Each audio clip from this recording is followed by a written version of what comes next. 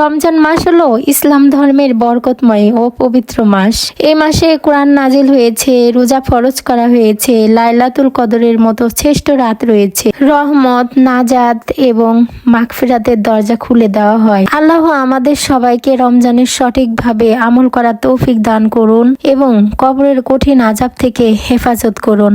আমিন।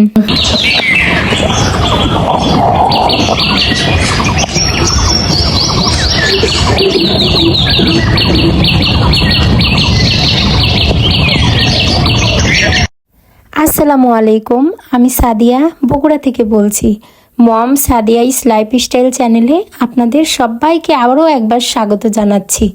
কাছে দূরে দেশ এবং দেশের বাইরে যে যেখান থেকে আমার এই ভিডিওটি দেখছেন, আশা করছি আল্লাহর রহমতে সবাই ভালো আছেন। আমরাও ভালো আছি আলহামদুলিল্লাহ। সবাইকে রমাদান মোবারক। আজকে আমি ভিডিওটা শুরু করেছি সকাল থেকেই। এই রমজান মাসে রুটিনটা এলোমেলো হয়ে যায়। ভোর রাত্রে নামাজ কালাম পড়ে শুইতে শুইতে একটু দেরি হয়ে যায়, সকালে উঠতেও দেরি হয়, সকালে চাইলেও তাড়াতাড়ি উঠা যায় না, তারপর 10টা 10:30 বেজে যায়। তো এই তো এখন প্রায় 11:15 মতো বাজে। আমি 11:15 থেকে এই সকালের কাজগুলো শুরু করেছি। এখানে বেডটা গুছিয়ে নিচ্ছি।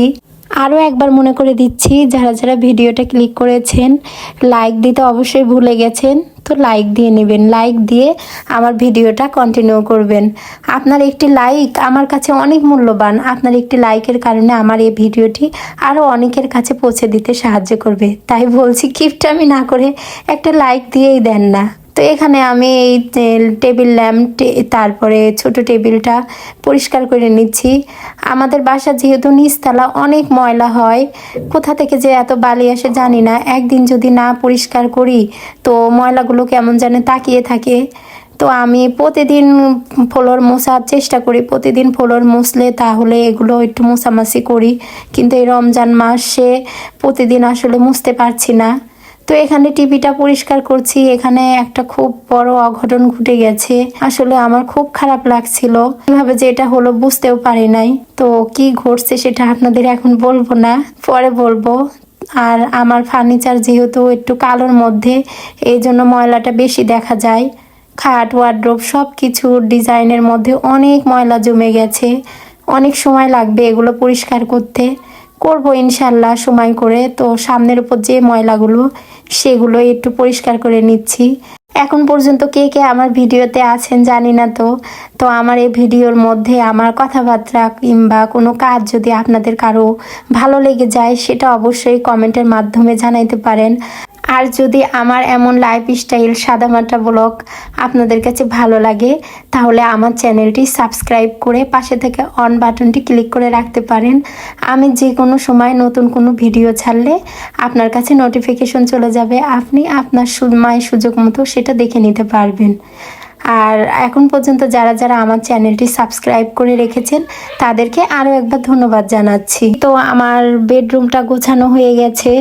আসলে বেডরুমটা গোছানো থাকলে মনের মধ্যে অন্যরকম একটা শান্তি লাগে, আমার তো লাগে, অনেক ভালো লাগে। তো বেডরুমটা গুছিয়ে পাশের রুমটা একটু গুছিয়ে নিতে এসেছি। এই রুমে আসলে ওই রকম থাকা হয় না, এই জন্য গোছানো হয় না। তারপরে প্রতিদিন বিছানাটা একটু ঝেড়ে নেই। তারপরে ঘরটা মোছাতে হয়, যখন পুরো বাসাটা মুছি এই রুমটা মুছে নেই। এই রুমে কেউ থাকে না, ওই ওই একটা রুমে আসলে আমাদের থাকা পড়ে। এই জন্য আর কি এই রুমটা আপনাদেরকেও দেখাইতে পারি না। তো এই তো রুমটা গুছিয়ে নিয়েছি। আমি হয়তো আপনাদেরকে নিত্য নতুন শপিং, নতুন নতুন রান্না, সুন্দর সুন্দর ফার্নিচার এগুলোর ভিডিও দিতে পারবো না, কিন্তু আমি যেভাবে সাদামাটা জীবন চলে আমার, এগুলোই আপনাদেরকে দেখাবো। ইনশাল্লাহ আপনাদের ভালো লাগবে। তো এখানে কিছু সবজি, এই সবজিগুলো আমি সকালে 9টার দিকে এনেছিলাম, যখন আমার ছোট মেয়েকে মাদ্রাসায় রেখে এসেছি তখনই এগুলো এনেছিলাম, এনে রেখে দিয়েছিলাম। এখানে কিছু কাঁচামরিচ এনেছি। কাঁচামরিচের যে যা দাম, আপনার বর্ষাকাল না কিছু না, তারপরও কাঁচামরিচের অনেক দাম। আর বেগুন তো হাতে নাগালে। তারপর আজকে কিছু বেগুন এনেছি।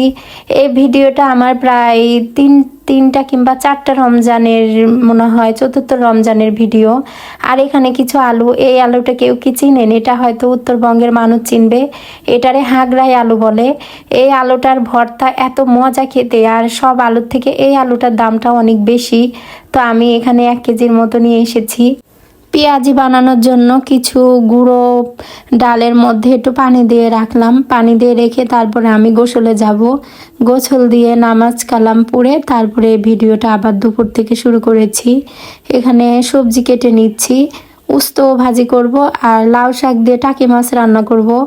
এই উস্তোটা অনেকেই তিতের জন্য খেতে চায় না, সবাই আসলে করলাটাই খায়, কিন্তু আমার কাছে আবার করলাটা ভালো লাগে না, উস্তোটাই ভালো লাগে। আমি উস্তোটা অনেক চিকন করে কেটে নিচ্ছি, মচমচে ভাজি করব, সাথে আলুও দিব।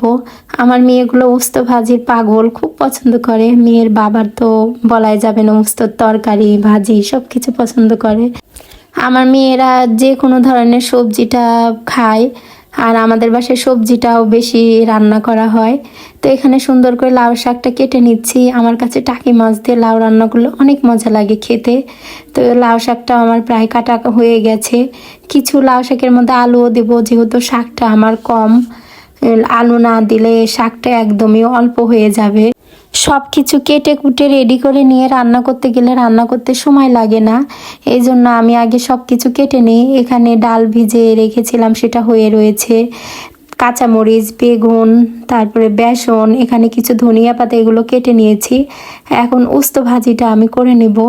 তো কড়াইয়ে তেল গরম হওয়ার পরে পেঁয়াজ দিয়ে দিলাম, বেশ খানিকটা পেঁয়াজ দিয়েছি। উস্তা ভাজিতে একটু, উস্তার ভাজি না তরকারিতে একটু পেঁয়াজটা বেশি দিলে উস্তোটা আর তরকারি ভাজি মজা লাগে। তো পেঁয়াজটা ভাজার পরে আমি ভাজি নাই, একটু নরম করে নিয়ে এর মধ্যে উস্তো আলুটা দিয়ে দিলাম, দিয়ে তারপরে হলুদ দিয়ে দিচ্ছি, লবণ দিলাম, দিয়ে আবার একটু সুন্দর করে নাড়াচাড়া করে নিচ্ছি। এই উস্তো ভাজিটা দাঁড়িয়ে থেকে রান্না করতে হয়, মোটামুটি মিডিয়াম আছে, কম আঁচেও ভালো হয় না, বেশি আঁচে পুড়ে যায়। এখন এর মধ্যে বেশ খানিকটা কাঁচামরিচ দিয়ে দিচ্ছি। একটু উস্তো ভাজিতে একটু ঝাল ঝাল হবে, রমজান মাস খেতে অনেক ভালো লাগবে। ভালো হয়েছিল উস্তো ভাজিটা আমার। হয়ে গেলে তারপরে আমি এখানে লাউ শাকটা রান্না করে নেবো। আজকে আমি 2 চুলায় দিই নাই, যেহেতু আমার উস্তো ভাজিটা দাঁড়িয়ে থেকেই করতে হবে। যদি আমি পাশের চুলায় অন্য কিছু দেই তখন উস্তো ভাজিটা আসলে ভালো করে ভাজতে পারবো না, পুড়ে যাবে নি। এই তো আমার উস্তো ভাজি হয়ে গেছে। উস্তো ভাজিটা করতে যেয়ে কেমন জানি চুলাটা পুরো নোংরা হয়ে গেছে, এই জন্য চুলাটা একটু মুছে নিচ্ছি। আমি জানি আমার মতো অনেকেই এই অকাজটা করেন, আসলে গরম চুলাটা কিন্তু পরিষ্কার করা উচিত না, কিন্তু তারপরও আমরা এটা করেই থাকি। তো চুলাটা মুছে এখন আমি লাউ শাকটা রান্না করে নিব। তো চুলাটা জ্বালিয়ে এর মধ্যে আমি আরেকটা কড়াই বসাইয়ে দিলাম। তো কড়াইটা একটু গরম হলে এর মধ্যে তেল দিয়ে পেঁয়াজ দিয়ে দিলাম। পেঁয়াজটা একটু নরম নরম করে ভেজে নিয়ে এর মধ্যে সামান্য পরিমাণ আদা বাটা, একটু রসুন বাটা, তারপরে একটু জিরে বাটা। আসলে মাছের তরকারিতে অত বেশি এইসব বাটা মশলা না দিলেও হয়, কিন্তু মাছের যেন গন্ধ না করে এই জন্য একটু মশলা আমি ব্যবহার করি। তো এখানে আদা রসুন বাটা, জিরে বাটা দিয়ে পানি দিয়ে একটু হলুদ দিয়ে নিলাম, তারপরে কাঁচামরিচ দিলাম। আমি শুকনা মরিচের তরকারি খুবই কম খাই, কারণ গরুর মাংস, মুরগির মাংস এই শুকনা মরিচটা খাওয়া হয়। এমনিতে আমি সাধারণত শুকনা মরিচ তেমন একটা খাই না। তো এখানে মাছটা দিয়ে দিলাম মশলা কষানোর পরে। এখানে বড় বড় বেশ খানিকটা টাকি মাছ ছিল, এটা আমার ভাইয়ের শ্বশুর বাড়ি থেকে দেওয়া হয়েছে, সেই টাকি মাছই রান্না করছি।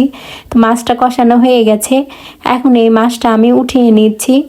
এই মাছ উঠিয়ে নিয়ে ওই যে আলু কেটে রেখেছিলাম সেই আলু আর লাউ শাকের কিছু ডাল ছিল সেগুলো দিয়ে একটু নাড়াচাড়া করে এখন আমি এই লাউ শাকটা দিয়ে নিচ্ছি। এই লাউ শাকটা আমি বেছে সুন্দর করে ধুয়ে তারপরে আবার ছোট ছোট করে কেটে নিয়েছি।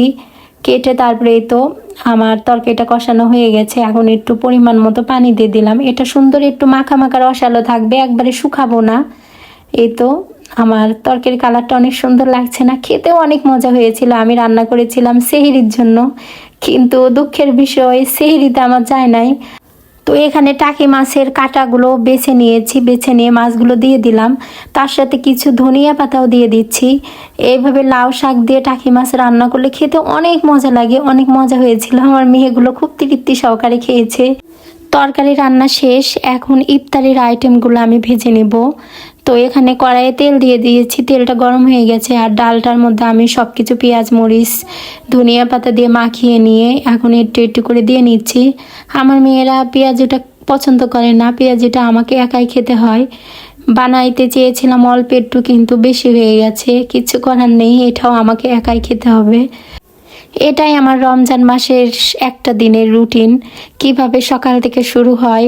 আসলে প্রতিদিন এভাবে হয় না, এক এক দিন এক এক নিয়মে চলে। যেদিন কাজ বেশি থাকে সেদিন একটু অন্যরকমভাবে চলে। এই রমজান মাসটা এমন একটা মাস, এই তো 12 মাসের মধ্যে এই এক মাস আমাদের রুটিনটা অন্যরকমভাবে চলে। আর রমজান চলে গেলে তখন আবার কিছুটা অসুবিধে হয়, যেরকম সেহরিতে খাই, এটা প্রায় এক মাস এইভাবে চলে। রমজান চলে যাওয়ার পরে ফজরের নামাজ পড়ার পর খুব একটা বড় খিদে পায়, সেই ভাতের খিদেটা পায়। এই আর কি, এটা অভ্যাস আবার রমজানটা চলে গেলে আস্তে আস্তে স্বাভাবিক হয়ে যায়। এখানে আমার দুই আম্মা যান ইফতারি রেডি করছে। এই তো চুড়ি পরা যাকে দেখা যাচ্ছে, এটা আমার ছোট আম্মা যান। তো এখানে ওরা দুই বোনে ইফতারিটা আসলে রেডি করে। আমার অনেকটা কাজে আল্লাহ আসান দিয়েছে। তো যাদের মেয়ে থাকে তাদের আসলে কপালটাই ভালো, মেয়ে থাকলে অনেকটাই আরাম হয়। এখানে ইফতারিটা ওরা সুন্দর করে সাজিয়ে নিয়েছে। তো আমার আজকের ভিডিওটা এ পর্যন্তই। আবার আপনাদের সাথে দেখা হবে নতুন কোনো ভিডিও নিয়ে। সে পর্যন্ত সবাই ভালো থাকবেন, সুস্থ থাকবেন। আল্লাহ হাফেজ, আসসালামু আলাইকুম।